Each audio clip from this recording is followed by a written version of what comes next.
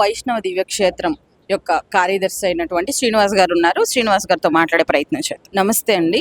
ఇక్కడైతే కార్యక్రమం అయితే ఈ రోజు అయితే మొదలైంది. ఇక్కడ అసలు ఎంతమంది వచ్చారు, ఇక్కడ ఎటువంటి ఏర్పాట్లు జరుగుతున్నాయి, అసలు ఆంధ్రప్రదేశ్ నుంచి ఇక్కడ వరకు ద్వారకా వరకు వచ్చారండి. ఇదంతా కూడా ఖర్చుతో వ్యయంతో కూడుకున్న పని కదా. ఇదంతా అసలు ఎలా మేనేజ్ చేస్తున్నారు? ఓం నమో వెంకటేశాయ.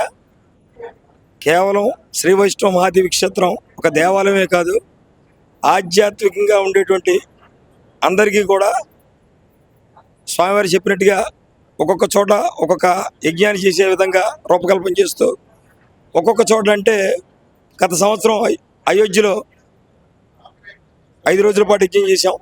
ఈ సంవత్సరం ద్వారకలో యజ్ఞం చేస్తున్నాం. ఎందువల్లంటే పోయిన సంవత్సరం హనుమాన్ చాలీసా పారాయణాన్ని తీసుకున్నాం. హనుమాన్ చాలీసాని అఖండంగా 300 రోజులు పూర్తి చేసాం. అట్లానే ఈ సంవత్సరం విష్ణు సహస్రనామ స్తోత్ర పారాయణ కార్యక్రమాన్ని చేస్తూ ఈ కార్యక్రమంలో అందరినీ కలుపుకుంటూ సుమారు 100 మంది దంపతులు ఈ కార్యక్రమంలో ఉంటూ సుమారు పారాయణ చేసినటువంటి వారు అంటే రేపటి నుంచి చూస్తారు మీరు, సుమారు 500 నుంచి 600 మంది ఈ పారాయణలో చేశారు ఈ సంవత్సరం మొత్తం.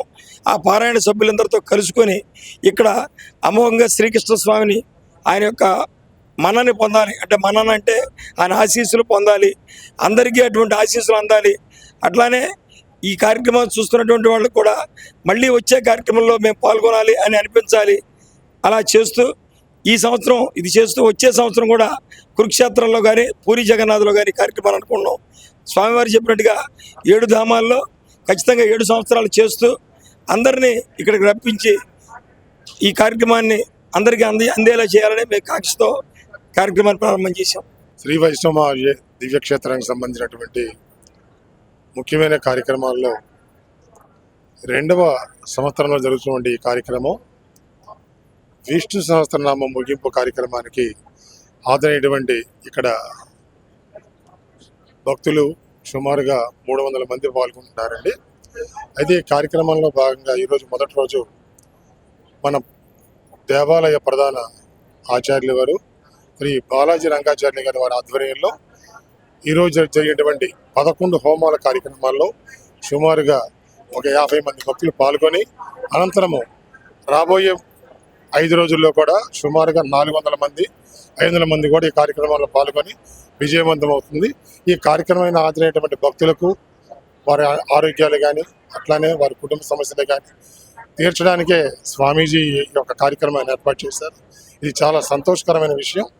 ఈ కార్యక్రమాన్ని హాజరైనటువంటి భక్తులు చాలామంది కూడా ఈ కార్యక్రమాన్ని తిలకిస్తూ చాలా బాగుందని వీక్షిస్తూ రాబోయే రోజుల్లో ఇటువంటి కార్యక్రమాన్ని ఇంకా చక్కగా జరగాలని కోరుకుంటూ ఆ యొక్క స్వామివారి యొక్క ఆశీస్సులు ఈ భక్తులందరికీ ఉండాలని కోరుకుంటూ ఓం నమో వెంకటేశాయ.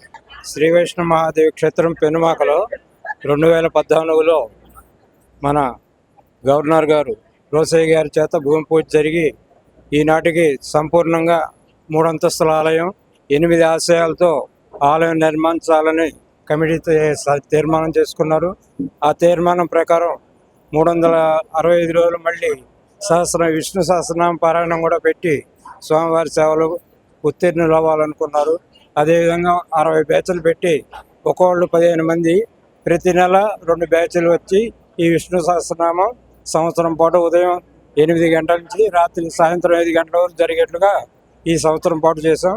దానిలో భాగంగానే మా సెక్రటరీ శ్రీనివాసరావు గారు ఈ బృహత్తర కార్యక్రమాన్ని కృష్ణస్వామి సన్నిధిలో సంపూర్ణం చేసుకోవాలనుకున్నారు. అదేవిధంగా కార్యక్రమం నిర్వహిస్తున్నారు. ఈరోజు మొదటి రోజు. జై శ్రీమన్నారాయణ.